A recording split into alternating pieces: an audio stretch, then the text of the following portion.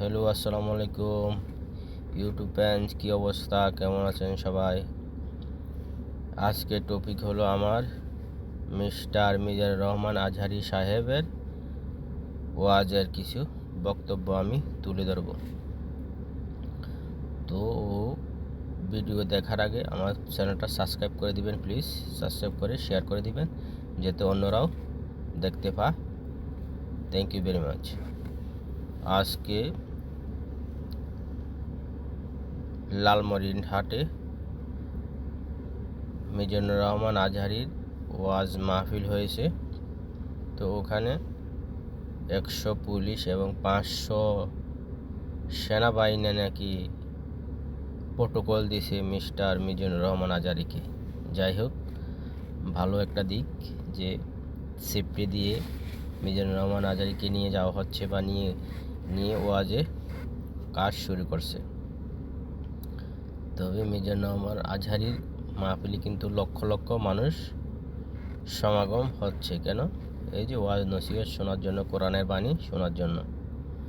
এটা নিয়ে আবার কিছু লোক আবার ওই যে এখন আবার পার্টিগতভাবে একটু ধাক্কাধাক্কি চালাচ্ছে।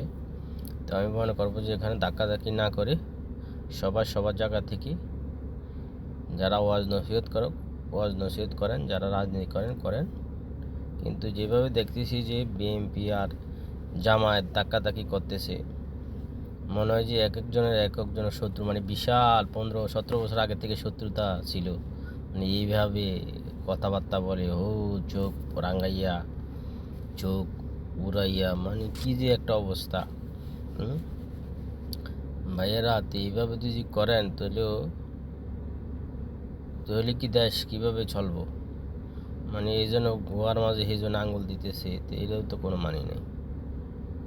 তো মিজানুর রহমান আজহারীর মাহফিলে কিছু হয় এরকম। তো আমি মনে করবো যে আমার পক্ষ থেকে যে ওইগুলি থেকে মিজানুর রহমান আজহারী বিরত থাকলে সে গ্রহণযোগ্যতা তার বাড়বো।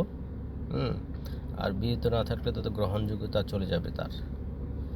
ঠিক আছে, বিরত না থাকলে গ্রহণযোগ্যতা চলে যাবে। এই জন্য মিজানুর রহমান আজহারীকে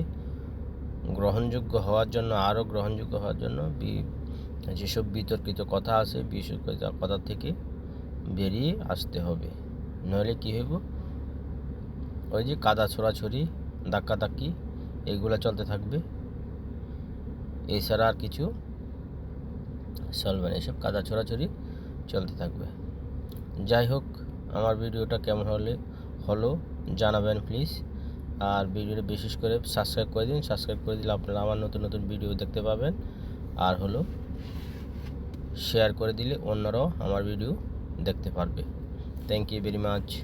আজকে এই পর্যন্ত।